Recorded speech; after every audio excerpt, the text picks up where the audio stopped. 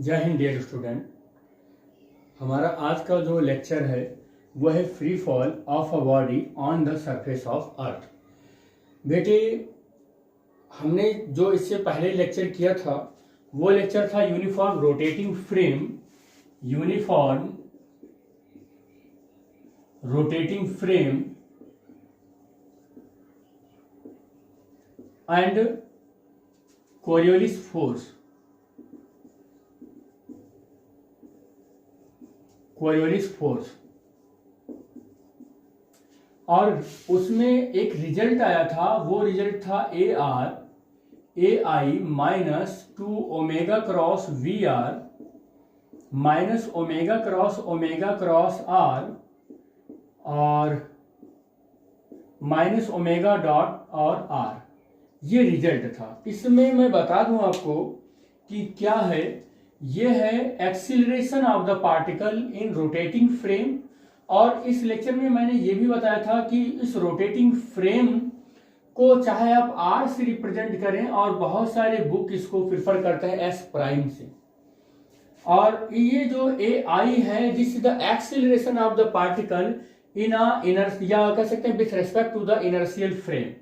और ओमेगा जो था उस रोटेटिंग फ्रेम का एंगुलर वेलोसिटी था, और वी आर उस रोटेटिंग फ्रेम के अंदर पार्टिकल की वेलोसिटी थी। और यहां पर ये ओमेगा जो है, तो ओमेगा डॉट का मतलब होता है d omega upon d T. और बेटे आपको पता है कि if the angular velocity change with respect to the time, या एंगुलर वेलोसिटी चेंज हो रहा है टाइम के साथ, तो यहां पर चेंज हो रहा है, तब इस इक्वेशन में इसका कॉन्सेप्ट आएगा, अदरवाइज नहीं आएगा। और हमने जो लिया है अर्थ को लिया है, जो रोटेटिंग फ्रेम लिया है वो अर्थ लिया है। और अर्थ अपने एक्सिस पर बेटे एक यूनिफॉर्म एंगुलर वेलोसिटी ओमेगा के साथ वेस्ट टू ईस्ट रिवॉल्व कर रहा है अपनी एक्सिस पर। तो आप बताइए कि फिर ओमेगा हमारे अर्थ के लिए अगर यूनिफॉर्म है तो क्या हुआ? कांस्टेंट। और अगर ये कांस्टेंट हुआ तो ये पूरा टर्म क्या हो गया? जीरो हो गया, क्योंकि ये जो ओमेगा है वो चेंज होने वाला है, और यहाँ ये ओमेगा अर्थ के केस में कांस्टेंट हो गया, तो ये पूरा जीरो हो गया। ये बेटे माइनस नहीं है, ये क्रॉस है। तो अब आप बताइए कि ये पूरा टर्म क्या हो गया? जीरो हो गया फॉर द अर्थ। अर्थ भी एक रोटेटिंग फ्रेम है। और हम इस वाले केस को या इस वाले पॉइंट को याद रखना बेटा, ये एलर एक्सीलरेशन बोलते हैं, इसको एलर एक्सीलरेशन बोलते हैं। और अगर मैं यहीं पर m से मल्टीप्लाई कर दूं और ओमेगा क्रॉस आर ऐसे मैं लिखूं ओमेगा डॉट, तो बेटे ये आपको पता है कि ये एक एक्सीलरेशन है, मास से मल्टीप्लाई कर दिया तो अब ये क्या हो गया? फोर्स हो गया। अगर ये एलर एक्सीलरेशन है तो इससे एसोसिएटेड जो फोर्स आएगा वो क्या बनकर आएगा? एलर फोर्स बनकर आएगा। क्या आएगा बेटे? एलर फोर्स बनकर आएगा। अब आपको पता होगा, ये तो आपका सेंट्रीफ्यूगल एक्सीलरेशन है, ये आपका कोरियोलिस एक्सीलरेशन है। तो अगर मैं सब में m से मल्टीप्लाई कर दूं तो ये सेंट्रीफ्यूगल फोर्स हो जाएगा, ये कोरियोलिस फोर्स हो जाएगा। और कोरियोलिस फोर्स का जो आपने कॉन्सेप्ट सॉल्व किया है, इससे पहले के लेक्चर में हॉरिजॉन्टल प्लेन का सॉल्व किया था आपने। किसका सॉल्व किया था? हॉरिजॉन्टल प्लेन का सॉल्व किया था। और ये पहले इस इक्वेशन को हम सॉल्व कर लेते हैं। तो A R is equal to A I minus 2 omega cross we r और माइनस ओमेगा क्रॉस आर, ये है। तो ये एक स्पेशल केस है। और आपने ये सॉल्व किया था कि यही कोरियोलिस फोर्स है। और कोरियोलिस फोर्स का एक आपने क्या किया कि इस यूनिफॉर्म रोटेटिंग फ्रेम का आपने एप्लीकेशन लगाया। और वो इसके दो बहुत बड़े एप्लीकेशन हैं, जो हॉरिजॉन्टल प्लेन का है और दूसरा वर्टिकल फॉल का है या फ्री फॉल का है। तो जो हमारा हॉरिजॉन्टल प्लेन का था उसको हमने सॉल्व कर लिया था। और सॉल्व करते ही क्या पाया था हमने? ये जो कोरियोलिस फोर्स है इसको एक हॉरिजॉन्टल प्लेन में डिवाइड किया और एक वर्टिकल फॉल या फ्री फॉल में डिवाइड किया। और हमने क्या पाया कि ये जो वर्टिकल है, vertical component of the Coriolis force है, ये किसी पार्टिकल को ईस्ट और नॉर्थ में अगर वो जा रहा है तो उसको डेविएट करवाता है। वर्टिकल वाला फोर्स, कोरियोलिस फोर्स, उसको डेविएट नहीं करवाता है। अगर कोई भी पार्टिकल डेविएट होता है हॉरिजॉन्टल प्लेन के अंदर, तो उसका हॉरिजॉन्टल फोर्स कॉरियोलिस फोर्स का ही डेविएट करवाता है, वर्टिकल का नहीं करवाता है। या किसी भी पार्टिकल को डेविएट होने के लिए हॉरिजॉन्टल चाहिए, वर्टिकल नहीं चाहिए। तो ये तो मैंने केस कर लिया है। आज मैं इस लेक्चर में ये वर्टिकल का करवाने चल रहे हैं, जो हमने हेडिंग लिख दिया free fall of a body on a surface of earth. तो यहां पर अब ये हो गया है बेटे, कुछ चीजें यहां पर मुझे अभी और एक्सप्लेन करनी पड़ेंगी। सपोज कर लेते हैं कि ये अर्थ है, ये अर्थ है, और अर्थ का ये क्या है बेटे, ये ओमेगा है जो वेस्ट टू ईस्ट की ओर ये रोटेट कर रहा है अपने एक कांस्टेंट ओमेगा एंगुलर वेलोसिटी के साथ। और बेटे यहां पर आपको बता दें कि इस वाले एक्सिस को अगर मैं कह दूं कि ये हॉरिजॉन्टल प्लेन है, ये हॉरिजॉन्टल प्लेन है, तो इसके परपेंडिकुलर इसको मैं कहूं कि वर्टिकल है। क्या है ये? वर्टिकल एक्सिस है। तो वर्टिकल और हॉरिजॉन्टल प्लेन के बीच में फाई की वैल्यू क्या है? 0 है। और मैं अगर यहां पर कहूं तो वर्टिकल आपको मैंने दिखाया था, तो वर्टिकल ये मैं कह रहा हूं कि ये वर्टिकल है, ये वर्टिकल। इससे पहले के लेक्चर में मैंने इस पूरे सिस्टम को यूज करके दिखाया था आपको। तो अगर आपको कुछ इसमें डाउट लग रहा है तो पहले आप ये देखिए कि हॉरिजॉन्टल जब का जो कंपोनेंट मैंने कैलकुलेट किया था उसमें कैसे कैलकुलेट किया था इस सिस्टम को यूज करके। तो बेटे ये हमारा वर्टिकल है, ये ईस्ट है और ये नॉर्थ है। ईस्ट को हमने कहा था वाई डायरेक्शन है, इसको हमने आई डायरेक्शन कहा था और इसको हमने जेड डायरेक्शन कहा था। अब आप वर्टिकल देख रहे हैं कि हॉरिजॉन्टल प्लेन से वर्टिकल एकदम पैरेलल है, तो फाई की वैल्यू 0 है। जब मैंने इसको यहां पर रखा तो वर्टिकल तो हमेशा ऐसे होगा, सरफेस से वर्टिकल ही होगा। तो यही मैंने कहा था कि ये एक्सिस ऑफ रोटेशन है, तो एक्सिस ऑफ रोटेशन से वर्टिकल हमारा 0 डिग्री पर बना रहा है। लेकिन इस हॉरिजॉन्टल प्लेन से कैसा है? 90 डिग्री पर है। वर्टिकल प्लेन, ये हॉरिजॉन्टल प्लेन से वर्टिकल हमारा कैसा है? 90 डिग्री पर है। तो हमने कहा था कि ये जो यहाँ पर ये जो हमारा प्लेन है हॉरिजॉन्टल में, या तो वो ईस्ट पर जाएगा और या तो फिर हमने कहा था नॉर्थ पर जाएगा। और इस केस में हमने वेलोसिटी कैलकुलेट की थी v इक्वल टू वी और y और j और v z इक्वल टू ये यूनिट वेक्टर k, ये वेलोसिटी कैलकुलेट की थी। और यहाँ पर जो हम देख रहे हैं कि वर्टिकल और प्लेन के बीच का जो एक्सिस है वो 0 है। तो यहाँ पर हमने क्या कह दिया था कि ये ओमेगा और ये क्या हो जाएगा? ओमेगा और कॉस फाई, और इधर नॉर्थ मेरा था, नॉर्थ का मैंने के माना था, और यहां पर जो मेरा था वो ओमेगा और साइन और फाई और आई, ये मैंने ओमेगा कैलकुलेट कर रखी थी, ये ओमेगा कैलकुलेट कर रखी थी। और मैंने कैसे कैलकुलेट किया था ये मैंने पहले वाले लेक्चर में, इससे पहले हॉरिजॉन्टल वाले में बताया था कि आप देखें कि ये हमारा वर्टिकल है और एक्सिस ऑफ रोटेशन से बिल्कुल 0 पर है, लेकिन प्लेन से कैसा है? 90 डिग्री पर है। तो अब साइन 90 रखेंगे तो फिर कितना आ जाएगा? ओमेगा आई ही आ जाएगा। अब आप देखें यहाँ पर बेटे, आपका पार्टिकल अगर यहाँ पर इतने पर है तो ये फाई है, तो वर्टिकल यही तो है बेटे, वर्टिकल यही तो है। तो ये फाई किसके बीच का एंगल है? हॉरिजॉन्टल प्लेन के बीच का एंगल है और वर्टिकल के बीच का एंगल है।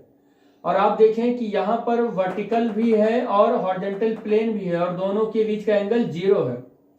अगर आप यहाँ पर आ जाएं तो एक्सिस ऑफ रोटेशन यहाँ पर है और वर्टिकल यहाँ पर है, तो यहाँ पर फाई की वर्टिकल और एक्सिस ऑफ रोटेशन के बीच का एंगल फाई की वैल्यू 0 है।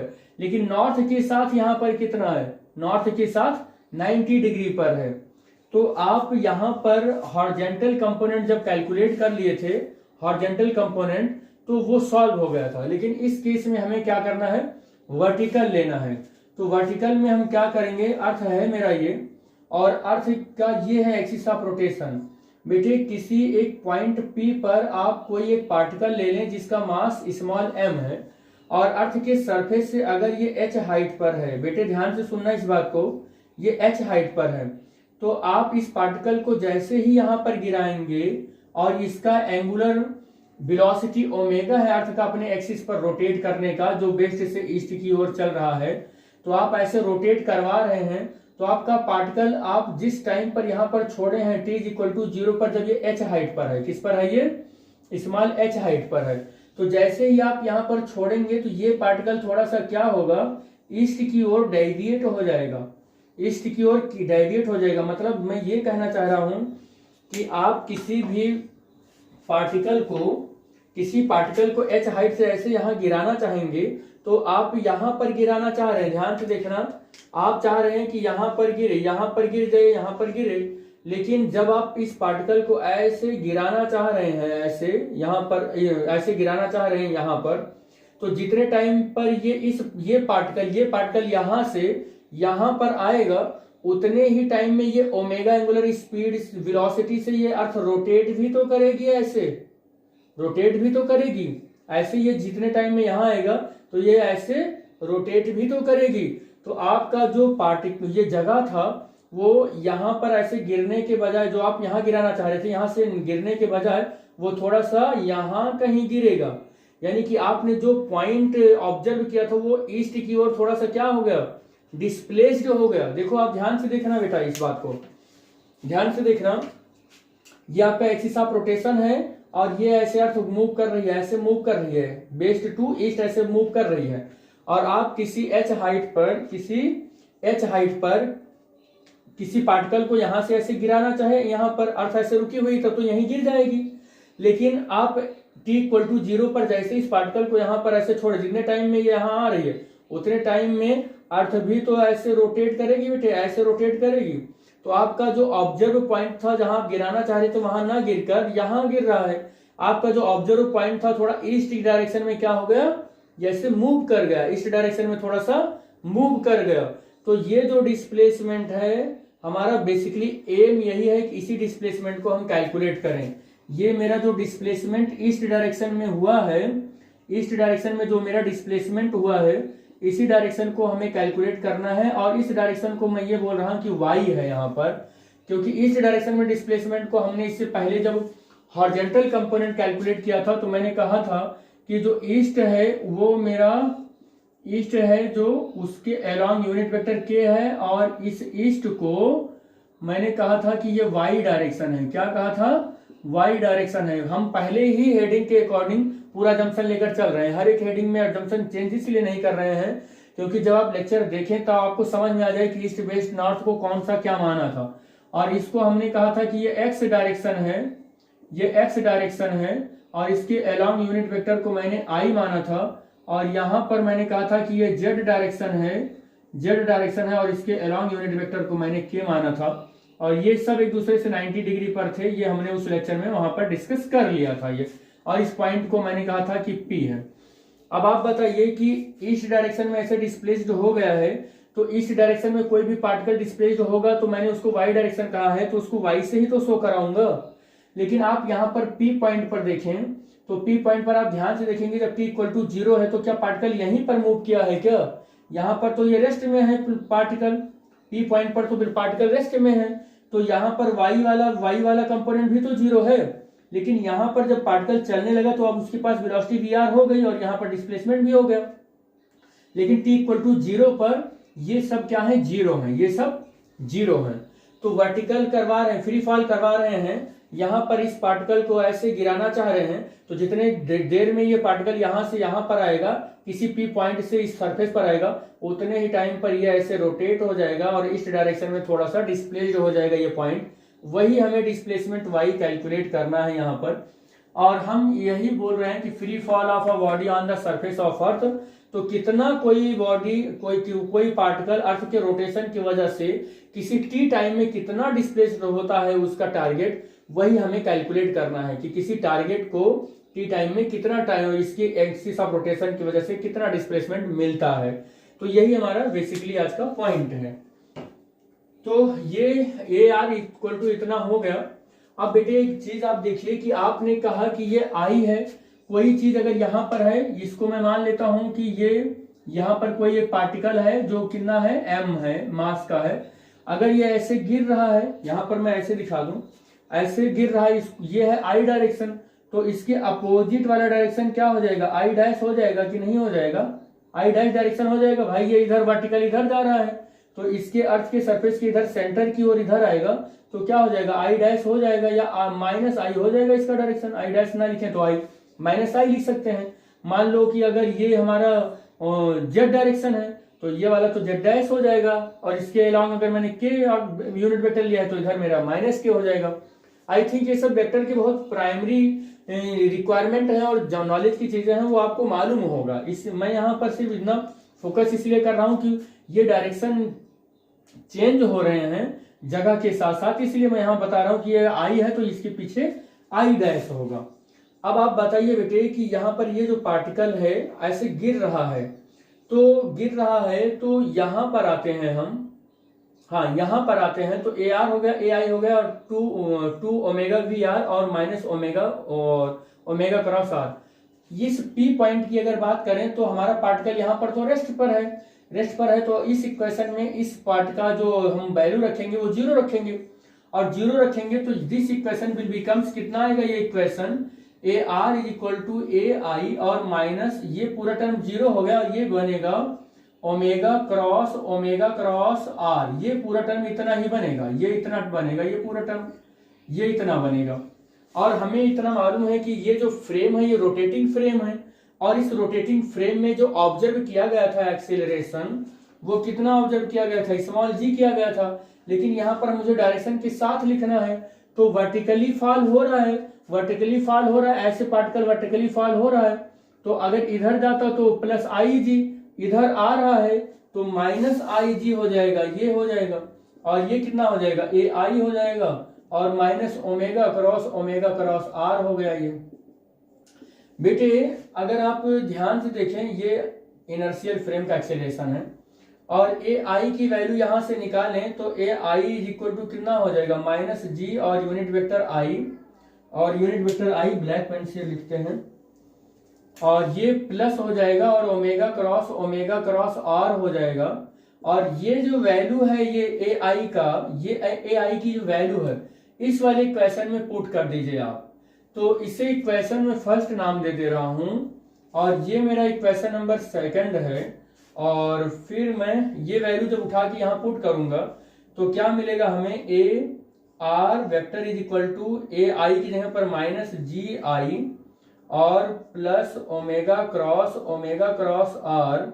और बेटे यहां पर मैंने इतने की जगह पर ये वैल्यू पुट की है ए आई की, और माइनस ये हो जाएगा 2 ओमेगा और क्रॉस वी आर और माइनस ओमेगा क्रॉस आर। ये कुछ इस तरीके से आ जाएगा, तो ये टर्म और ये टर्म कैंसिल हो जाएगा, क्या बचेगा, ए आर और is equal to minus g और आई और plus minus 2 omega cross we r. कुछ इस तरीके से हमारा जो ये इक्वेशन है बचेगा, और इस इक्वेशन को मैं मान लेता हूं कि ये थर्ड इक्वेशन है। अब आपको यहां पर दिख रहा होगा ओमेगा भी हमें मालूम है, ओमेगा ये इतना होता है, और वी आर जो है वो इतना होता है ना। अरे भैया यहां पर वी आर इतना नहीं होगा क्योंकि ये हॉरिजॉन्टल का है, हॉरिजॉन्टल प्लेन का है। हम यहाँ पर क्या कर रहे हैं, वर्टिकल फॉल करवा रहे हैं, तो वर्टिकल फॉल के लिए ये नहीं चलेगा। वर्टिकल फॉल के लिए हमारा क्या चलेगा, v r is equal to, ध्यान से देखना बेटे, v r is equal to d, और हम वर्टिकल फॉल कौन से डायरेक्शन में करवा रहे हैं, एक्स डायरेक्शन में। कौन से में, एक्स डायरेक्शन में। तो वेलोसिटी क्या होता है, पोजीशन का रेट होता है, पोजीशन का चेंज होता है, तो dx बाई dt करेंगे। और इस डायरेक्शन में हमारा यूनिट वेक्टर कैसा है, आई है, कैसा है, आई है। तो v r is equal to क्या हो जाएगा, dx बाई dt हो जाएगा। तो हमारा ओमेगा तो इतना है, ठीक है, किसी भी पॉइंट पर ये गिरेगा, लेकिन हमारा जो वी आर है वो कितना है, dx बाई dt और यूनिट वेक्टर आई है। तो ओमेगा मालूम है, वी आर भी हमको मालूम है, और ये सारी वैल्यू हम उठा के यहाँ पुट करने वाले हैं। तो ये जब वैल्यू पुट करेंगे, चलो तो ये वैल्यू,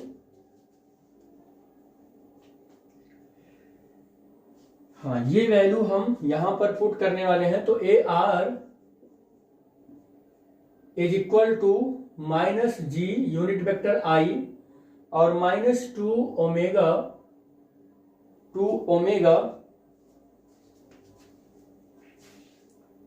बेटे ये वैल्यू जो है ना, ये वैल्यू हम इक्वेशन नंबर 3 की जो वैल्यू है, ये इक्वेशन नंबर किसमें पुट करने वाले हैं?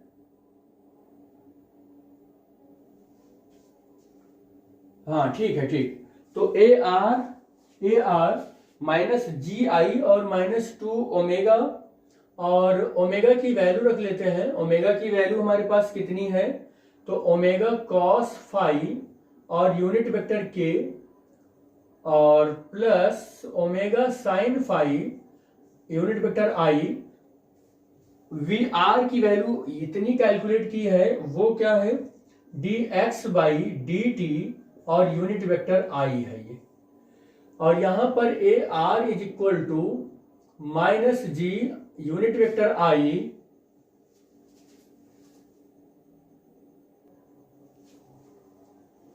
कितना हो जाएगा बेटे? माइनस और 2 ओमेगा, और आप देखो बेटे यहां पर आई से आई क्रॉस प्रोडक्ट होगा, 0 हो जाएगा। आई से के में होगा, यानी कि के क्रॉस आई जे हो जाएगा। तो 2 ओमेगा और यहां पर कॉस फाई हो जाएगा, और d x by D T, और यहां पर हो जाएगा जे, के क्रॉस आई जे होगा बेटा। 2 ओमेगा और कॉस फाई, और इसके पास D x by D T हो जाएगा, और के क्रॉस आई जो होगा वो जे हो जाएगा। इस टर्म का पूरा जब क्रॉस प्रोडक्ट होगा तो ये आई क्रॉस आई जो है वो 0 हो जाएगा। यहां पर माइनस, यहां पर जो होगा माइनस जी और आई, माइनस जी और आई यही रखते हैं, और ए आर को भी अपनी प्लेस पर रखते हैं और इसको उस साइड में भेज देते हैं। तो प्लस हो जाएगा, और 2 ओमेगा कॉस फाई और d x by D T, और ये जे हो जाएगा। ये रिकॉर्ड हो रहा है कि नहीं हो रहा है, देख लेते हैं। तो अब बेटे यहां पर आपको क्या करना है कि ये जो वैल्यू है ए आर का, इसे आप डबल डेरिवेटिव के फॉर्म में लिख सकते हैं, और वो पोजीशन के टर्म में। तो माइनस जी और ये यूनिट वेक्टर आई हो जाएगा, और इसे आप क्या लिखेंगे? D two x upon d t two और यूनिट वेक्टर आई, और फिर आप क्या लिखेंगे? Plus d two y upon d t two और यूनिट वेक्टर जे लिखेंगे। और इस वाले को क्या लिखेंगे? D two z upon d t two और यूनिट वेक्टर के लिखेंगे, और प्लस 2 ओमेगा और कॉस फाई और d x by D T और यूनिट वेक्टर जे हो जाएगा। बेटे यहां पर आपको क्या करना है, थोड़ा सा इसमें देखो, मैं जैसे जैसे कर रहा हूं वैसे ही करना है, मैं मिटा नहीं रहा हूं कुछ भी, क्योंकि हमें ये काम लगने वाला है। तो यहां पर क्या हो जाएगा? माइनस और जी और यूनिट वेक्टर आई हो जाएगा, और यहां पर आई का टर्म है और कहीं आई का टर्म नहीं है, इसको एज इट इज रहने दो ऐसे। D two x by D t two हो जाएगा, और यूनिट वेक्टर आई हो जाएगा। जे का टर्म यहां पर भी है, यहां पर भी है, और फिर आप इसको d two y upon d t two और प्लस 2 ओमेगा और कॉस फाई और d x by D T, और जे कॉमन कर लेंगे आप, जे कॉमन कर लेंगे, और ये बेटा केवल बचेगा d two z upon d t two, और ये यूनिट वेक्टर के हो जाएगा। तो इस तरीके से इस इक्वेशन को मैंने यहां पर नोट कर लिया। अब इसको मिटाना ही पड़ेगा, क्योंकि अब कोई चांस नहीं है, जगह मेरे पास बच नहीं रहा है। या मैं यहीं पर ऐसे देखो क्या कर लेते हैं। देखो आई जे, इधर जे 0 है, इधर के है, मतलब मैं कॉफिशिएंट ऑफ आई जे के का दोनों साइड में क्या कर लेता हूं? कंपेयर कर लेता हूं। तो on comparing the coefficient of I J K on the both side, तो दोनों साइड पर जब हम कंपेयर करेंगे तो बेटे देख लो ध्यान से, इस आई और इस आई का, तो क्या मिलेगा हमें? D two x by D t two और इज इक्वल टू क्या मिलेगा? माइनस जी मिलेगा यहाँ पर। This is the equation number 3 के बाद क्या आ जाएगा? 4th आ जाएगा। और फिर जब आप इधर मैं इसको ऐसे हटा लेता हूं, ऐसे इधर का कंपैरिजन करेंगे तो d two y by D t two और प्लस 2 ओमेगा और cos phi d x by D T, और इक्वल टू इधर का जे कॉफिशिएंट इधर है ही नहीं, तो इधर का 0 हो जाएगा, इक्वेशन नंबर 5 हो जाएगा। और यहां पर जैसे ही आप कंपैरिजन करवा रहे हैं तो इसका भी करवा लो, डी टी टू, और फिर इधर तो है नहीं तो इधर का 0 हो जाएगा, ये 6 इक्वेशन हो जाएगा। तो इस तरीके से इक्वेशन मिलते रहेंगे, और फिर हम लोग इसको पूरा मिटाना ही पड़ेगा, कोई इसमें वो नहीं है क्योंकि जगह कम पड़ रहा है। तो हेडिंग भी मैं मिटा ही दे रहा हूँ, क्योंकि हेडिंग तो आप जान ही रहे हैं कि free fall of a body on the surface of earth हम लोग कर रहे हैं, और ये एक बड़ा application of the Coriolis force है। तो ये मैं यहाँ से भी इन चीज़ों को हटा रहा हूँ, और जब इक्वेशन की ज़रूरत लगेगी तो वो इक्वेशन आप देख लीजिएगा, क्योंकि आप नोट कर रहे हैं साथ में ही। तो यहाँ पर बेटे तीनों इक्वेशन में नोट कर लेता हूँ। तीनों इक्वेशन क्या है? पहला है d2x/dt2 और माइनस जी, ये इक्वेशन नंबर आपका फोर्थ, और d2y/dt2 और प्लस 2 ओमेगा और cos फाई और dx/dt है और इक्वल टू 0, ये इक्वेशन नंबर आपका 5th, और d2z/dt2 और ये इक्वल टू 0, ये इक्वेशन नंबर आपका 6th है। तो ये पूरा टर्म भी मैं मिटा ही दे रहा हूं, क्योंकि अब सब मिटा रहे हैं तो जो भी होगा इसमें बात कर लेंगे हम लोग। देखते हैं बेटे अब क्या मिलता है। इक्वेशन 4th को देखो आप, फ्रॉम इक्वेशन 4th,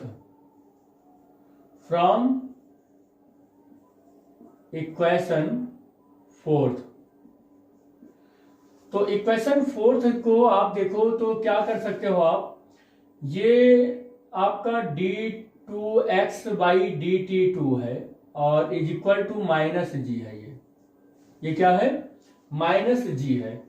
जब इसका एक बार हम इंटीग्रेशन करेंगे तो ये क्या मिलेगा बेटा? dx/dt मिलेगा ये, और माइनस जी, यहां पर माइनस एक बार लगा ही है, माइनस जी, और t के रिस्पेक्ट में जब हम कर रहे हैं ना तो ये t मिल जाएगा, और यहां पर एक कांस्टेंट आ जाएगा। क्या आ जाएगा? यहां पर एक कांस्टेंट आ जाएगा। अब एक बात बताना बेटा, यहां पर अगर अर्थ है और ये इसका एंगुलर वेलोसिटी ओमेगा है, आपने इस P पॉइंट से मास की बॉडी को ड्रॉप किया है ऐसे, तो ये कुछ दूर, मतलब जितने टाइम में यहां से यहां तक आ रहा है वो मान लेते हैं कि small t equal to capital T है, तो ये थोड़ा सा डेविएट हो जा रहा है इतने पॉइंट पर। इसी डिस्प्लेसमेंट को हम y को कैलकुलेट कर रहे हैं, और ईस्ट डायरेक्शन में डेविएट हो रहा है, ये ईस्ट डायरेक्शन में डेविएट हो जा रहा है ये डायरेक्शन में, ये पॉइंट जो कि हमने y डायरेक्शन माना है, इसी को क्या माना है? y डायरेक्शन माना है, और इधर का जो हमने यूनिट वेक्टर लिया है वो j माना है। तो अब आप बताओ कि यहां पर इस वाले पॉइंट पर बेटे जब हमने t इक्वल टू 0 लिया था, t इक्वल टू क्या लिया था? 0 लिया था, तो क्या ये जो डिस्प्लेसमेंट हो रहा है ईस्ट डायरेक्शन में, ये यहां पर हो रहा है? नहीं हो रहा है। और आपको बता दें कि x मैंने क्या लिया था? वर्टिकल डायरेक्शन लिया था। क्या लिया था? वर्टिकल लिया था। तो जब मैंने t इक्वल टू 0 है तो वर्टिकल मेरा यही तो है, तो जब t इक्वल टू 0 पर है तो पार्टिकल यहाँ रेस्ट पर है। किस पर है? रेस्ट पर है, यानी पार्टिकल चल ही नहीं रहा है। जब चल ही नहीं रहा है तो यही तो है vx, पार्टिकल की x डायरेक्शन में वेलोसिटी या वर्टिकल डायरेक्शन में वेलोसिटी। तो जब चल नहीं रहा है तो इसकी पूरे की वैल्यू जो है वो 0 है, यानी कि जब vx मैंने 0 बोला तो यहाँ पर इसकी जो पोजीशन है वो भी तो 0 ही होगी t इक्वल टू 0 पर। तो यहाँ पर ये 0 रखेंगे और इक्वल टू माइनस जी, और t की वैल्यू भी 0 रखेंगे, तो c की वैल्यू क्या आ जाएगी? ऑटोमेटिक सॉल्व होकर 0 आ जाएगी। और जब ये 0 यहाँ पर पुट कर देंगे, कहाँ गई ये वैल्यू? ये यहाँ पर तो dx/dt और is equal to minus g और t और प्लस ये c हो जाएगा। बेटे यहाँ पर क्या आ जाएगा? dx/dt और is equal to minus gt हो जाएगा। बेटे देखो ये हो गया dx/dt माइनस gt। एक बार इसका और हम लोग कर लेते हैं इंटीग्रेशन, तो हो जाएगा ये d, यहाँ इंटीग्रेशन होगा तो ये कितना हो जाएगा? x और माइनस 1/2 और gt² प्लस c प्राइम।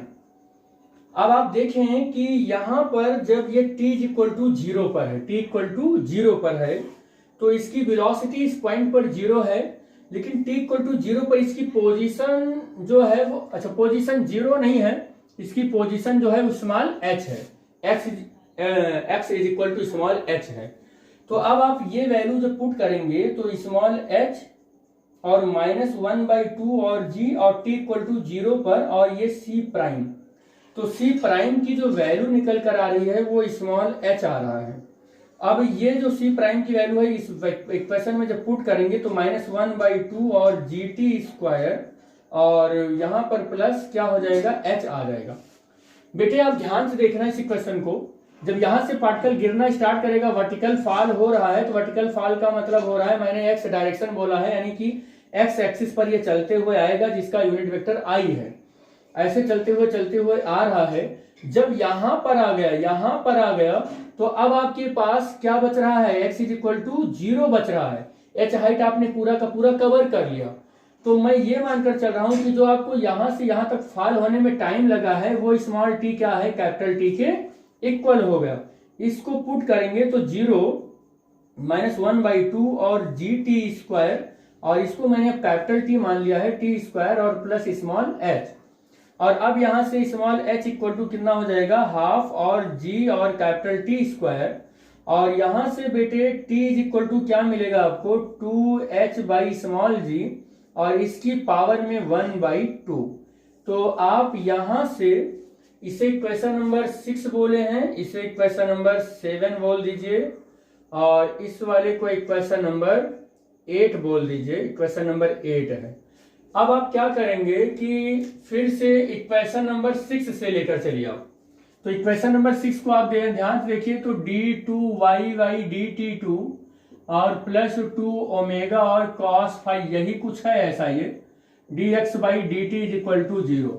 बेटे आप इसका एक बार फिर से क्या करने वाले हैं, इंटीग्रेशन। जैसे ही इंटीग्रेशन आप करेंगे ये क्या मिलेगा आपको, dy/dt।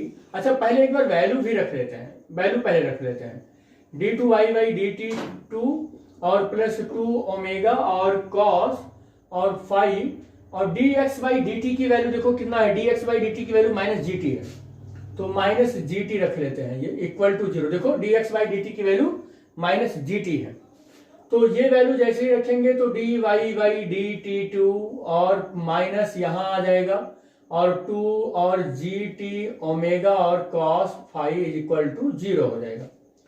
बेटे इसको इस साइड भेज दो तो d2y/dt2 और इज इक्वल टू 2gt और g ऐसे लिखते हैं, g ओमेगा और cos फाई और इंटू स्मॉल t। इसका एक बार इंटीग्रेशन करेंगे पूरी इक्वेशन का इंटीग्रेशन करते ही क्या आ जाएगा बेटे, dy/dt और इज इक्वल टू 2 और g omega cos phi as it is रहने वाला है। t का इंटीग्रेशन कितना हो जाएगा, t²/2 और प्लस कितना हो जाएगा, c हो जाएगा। अब आप देखें कि जब आप t इक्वल टू 0 रखते हैं, t इक्वल टू क्या रखते हैं, 0 रखते हैं, तो क्या ईस्ट में यहां पर t इक्वल टू 0 पर जब पार्टिकल यहां है तो क्या ईस्ट में वहीं पर डेविएट हुआ है वो, तो यहां पर तो डेविएट नहीं हुआ है, तो y की वैल्यू क्या हो गई, 0 हो गई। तो ये दोनों वैल्यू जैसे ही रखते हैं, c ट्रिपल, ये डबल, ये सिंगल हो गया, ये डबल डैश हो गया, तो c डबल डैश की जो वैल्यू है वो 0 हो जाएगी। और ये कितना आ जाएगा, dy/dt is equal to 2g omega और cos फाई और इन 1 ये 2 से 2 कैंसिल भी कर देते हैं तो हटा देते हैं इसको, और केवल आ जाएगा t²।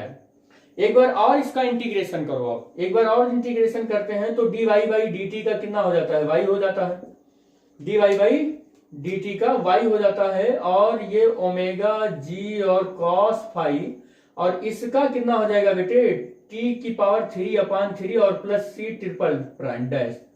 अब आप यहां पर देखें तो अब आप यहां पर ध्यान से देखेंगे, आपका पार्टिकल जो है ना वो t इक्वल टू 0 पर है, तो y की वैल्यू 0 है, y की वैल्यू 0 है। लेकिन जैसे ही आपका पार्टिकल ये t की वैल्यू यहां पर स्मॉल t कैपिटल T के इक्वल होता है, आपका डिस्प्लेसमेंट y इतना आ जाता है।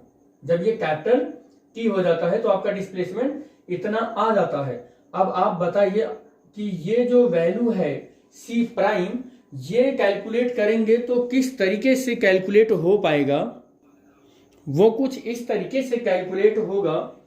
देखो आप यहां पर जब आपका पार्टिकल है तो t इज इक्वल टू 0 है और कोई भी ईस्ट डायरेक्शन में डेविएशन यहां पर नहीं है, तो y की वैल्यू भी 0 है। y की वैल्यू 0 है, जैसे ही पुट करेंगे तो टी सी ट्रिपल डैश की जो वैल्यू है वो पूरी 0 आ जाएगी। और ये वैल्यू इस इक्वेशन में अब आप सब्स्टिट्यूट करें तो अब आपको क्या मिलने वाला है, यहां पर देखते हैं।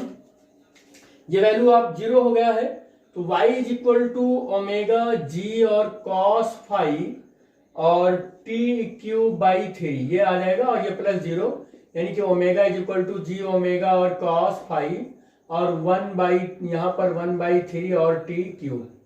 अब बेटे एक बात बताइए कि आपका पार्टिकल जैसे ही यहां से चलना स्टार्ट करता है और यहां पर आता है, आपका पार्टिकल कितना टोटल टाइम लिया है small t is equal to capital T, और डेविएट कितना हुआ है y, यानी कि स्मॉल y की वैल्यू जो है वो किसके इक्वल हो गया है, कैपिटल Y की। मान लेते हैं कि ये कैपिटल Y है, ये इसको मान लेते हैं कैपिटल Y है, तो कैपिटल Y के इक्वल हो गया। अब ये वैल्यू पुट कर दो इसमें, ये इस कैपिटल Y में चेंज हो गया, ये ऐसे स्मॉल जी ओमेगा और ये कॉस फाइव रहने वाला है, और ये 1/3 और टी की वैल्यू हमने कैपिटल टी मान ली है तो टी क्यूब होगा, और टी क्यूब की वैल्यू हमने इतना कैलकुलेट किया है बेटे, देखो ध्यान से, टी क्यूब की वैल्यू इतनी कैलकुलेट की है, तो y कैपिटल रहेगा, y कैपिटल रहेगा, मेरा y कैपिटल हो जाएगा, और जी ओमेगा और कॉस फाइव और इंटू 1/3 और कैपिटल टी की वैल्यू ये रखेंगे तो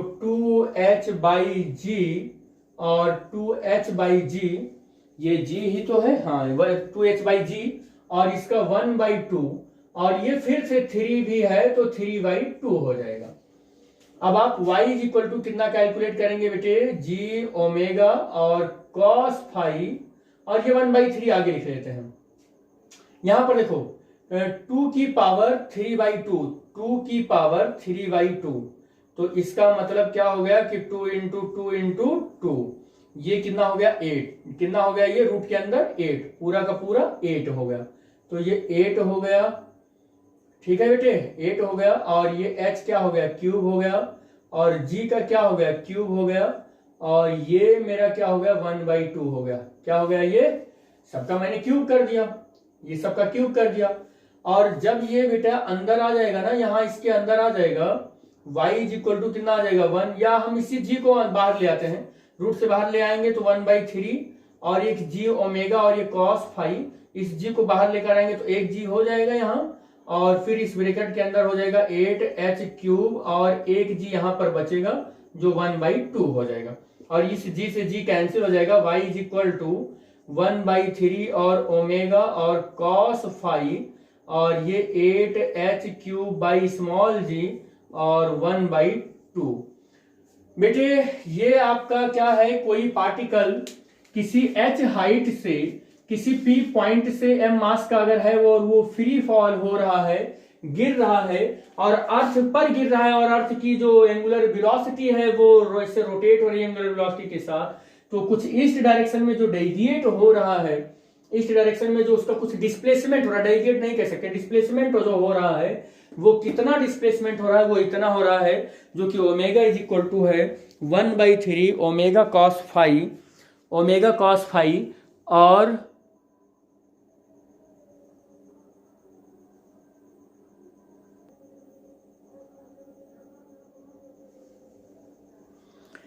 ये आपका इक्वेशन होगा y is equal to omega cos phi 8h3 और इसी इक्वेशन को हम और भी सिंप्लीफाई कर सकते हैं, y इज इक्वल टू 1/3 और h की पावर 3/2 कर सकते हैं ओमेगा, और cos फाइव और यहाँ पर केवल 8/g और पावर 1/2 कर सकते हैं।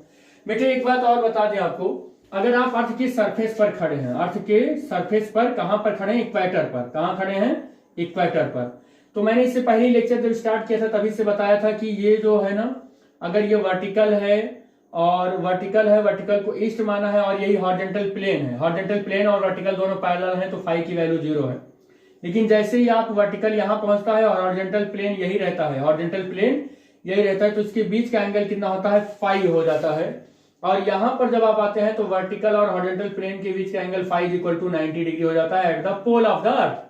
तो अगर आप इक्वेटर पर खड़े हैं तो यहाँ पर फाई की वैल्यू आप 0 रखिए, फाई की वैल्यू आप 0 रखेंगे तो जो डिस्प्लेसमेंट यहाँ पर आता है, ये जो डिस्प्लेसमेंट आता है, इक्वेटर की बात बता रहे हैं बेटे, तो इक्वेटर पर यहाँ फाई की वैल्यू 0 रखेंगे तो 1/3 और h की पावर 3/2, और फिर कितना हो जाएगा ओमेगा, और cos फाई का टर्म हट जाएगा और केवल 8/g, और यहाँ पर कितना हो जाएगा 1/2 बचेगा। This is the displacement.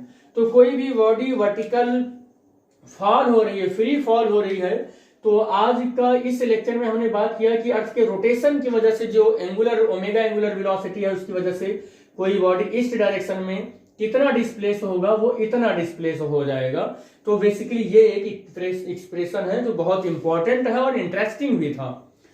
लेकिन इसके दो जो हमारे जो कोरियोलिस फोर्स है उसके दो बड़े जो एग्जांपल थे, एप्लीकेशन थे, एक तो हॉरिजॉन्टल प्लेन का था, दूसरा फ्री फॉल का था। इसके अलावा भी दो हैं, छोटे छोटे हैं। जैसे साइक्लोन क्या होता है उस पर भी हम लोग बात कर लेते हैं। जैसा कि मैंने वादा किया था, मैं आपको 4 एप्लीकेशन बताऊंगा, 2 तो ड्राइव करके और 2 छोटे से हैं, उनको हम फ्री फॉल वाले ही लेक्चर में कवर करेंगे।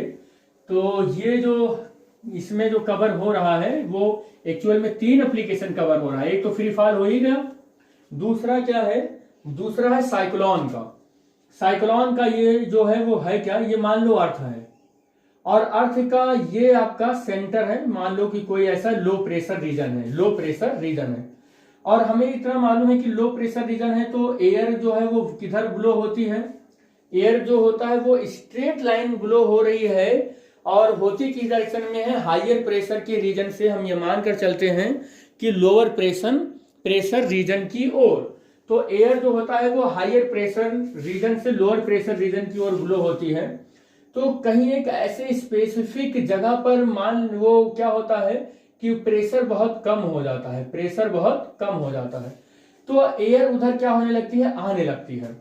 और एयर आती कैसे है बेटे, जब नॉर्थ से आ रही है तो ऐसे नॉर्थ से आ रही है हवा, तो वो राइट की ओर टर्न हो जाती है। किधर टर्न हो जाती है, राइट की ओर टर्न हो जाती है, नॉर्थ से आ रही है तो ऐसे कुछ ऐसे टर्न हो जाएगी। और अगर साउथ की ओर से ऐसे हवा आ रही है, साउथ की ओर से, तो वो लेफ्ट की ओर ऐसे टर्न हो जाती है, ऐसे टर्न हो जाती है। अब हो क्या जाएगा कि इस तरीके से हवा ऐसे आएगी और ऐसे टर्न हो जाएगी, या इधर ऐसे आएगी और ऐसे टर्न हो जाएगी। तो हमें पता है कि यहाँ पर जो लो प्रेशर रीजन है, यहाँ पर एयर की जो स्पीड है वो बहुत हाई हो जाएगा, और हाई हो जाएगा, और जिस रीजन पर ये हो रहा है फिर वहां पर एयर की स्पीड बहुत हाई हो जाएगी और लो प्रेशर क्रिएट हो जाएगा। इस तरीके से वहां पर एयर का एक सर्कल बनेगा जो बहुत तेजी से मूव करने लगेगा। तो हम ऐसी सिचुएशन को ही हम बोलते हैं कि वो क्या है, वो साइक्लोन है। साइक्लोन ऐसे होता है। तो जब कभी भी नॉर्थ से आता है तो राइट की ओर टर्न हो जाता है, और वो क्या होता है कि नॉर्थ से आने वाला जो होता है वो एंटी क्लॉकवाइज डायरेक्शन में होता है, और जब साउथ से आता है तो ये क्लॉकवाइज में हो जाता है। तो इस तरीके से जो बनता है वो साइक्लोन हो जाता है कि किसी एक पर्टिकुलर जगह पर लो प्रेशर रीजन की वजह से एयर की स्पीड बहुत तेजी से हो जाता है। बहुत सारे ऐसे साइक्लोन आते भी रहते हैं। और तीसरा जो एग्जांपल है वो है हमारा, तीसरा कहें, तीसरा तो यही था। चौथा जो हमारा एप्लीकेशन है वो एप्लीकेशन है रिवर का। जैसे मान लेते हैं कि ये नदी है, ये नदी है ऐसे फ्लो हो रही है, तो ये नदी ऐसे फ्लो हो रही है, तो ऐसे फ्लो हो रही है, सपोज कर लेते हैं ऐसे फ्लो हो रही है, और हम नॉर्थन या कह सकते हैं अर्थ के नॉर्थ हेमिस्फेयर की बात कर रहे हैं, साउथ हेमिस्फेयर की अभी नहीं बात कर रहे हैं। तो जब ऐसे फ्लो होती है और अर्थ ऐसे रोटेट कर रहा है ओमेगा एंगुलर वेलोसिटी से, ऐसे रोटेट कर रहा है, तो हमारी जो नदियां हैं ना, वो नदियां हमारे राइट, जब नॉर्थन हेमिस्फेयर की बात कर रहे हैं तो वो क्या होता है, राइट की ओर टर्न होती हैं। और राइट की ओर जब टर्न होती हैं तो वो अपने इधर के ये जो राइट का बैंक होता है, इस बैंक को ज्यादा वो नुकसान पहुंचाती हैं, इधर ज्यादा वो कटान ले लेती हैं, और अपना जबकि लेफ्ट की साइड में बहुत स्मूथ सरफेस होता है, लेकिन राइट की ओर उनका सरफेस जो होता है वो बहुत रफ हो जाता है। तो वो नदियों का नॉर्थ हेमिस्फीयर में जो राइट की ओर बहुत रफनेस होता है, नदियों के जो किनारे होते हैं, बैंक होते हैं, वो क्यों होते हैं, क्योंकि हमारा जो अर्थ है वो ओमेगा एंगुलर वेलोसिटी के साथ मूव कर रहा है। लेकिन साउथ हेमिस्फीयर की बात करें तो यही चीज साउथ हेमिस्फीयर में क्या होता है, लेफ्ट की ओर होता है बहुत वो रफ, और राइट की ओर जो होता है वो क्या होता है, बहुत स्मूथ होता है, वो साउथ हेमिस्फीयर में है। तो आई थिंक इस लेक्चर में आपको जितने भी इम्पोर्टेंट एप्लीकेशन थे वो मैंने एक्सप्लेन कर दिया है। इसी के साथ ये जो हम लोग बीएससी थर्ड ईयर का फर्स्ट पेपर उठाए थे स्पेशल थ्योरी ऑफ रिलेटिविटी, तो इसमें mechanics and special theory of relativity, इसमें हमारा जो फर्स्ट चैप्टर है फ्रेम ऑफ रेफरेंस ये खत्म होता है। हम लोग इस पर कुछ न्यूमेरिकल भी इस चैप्टर पर जो वो है फार्मूले हैं उस पर बेस्ड कुछ न्यूमेरिकल भी सॉल्व करेंगे। तो फिर हम लोग मिलते हैं नेक्स्ट लेक्चर में न्यूमेरिकल के साथ। Thanks for watching the video. Thank you बेटा।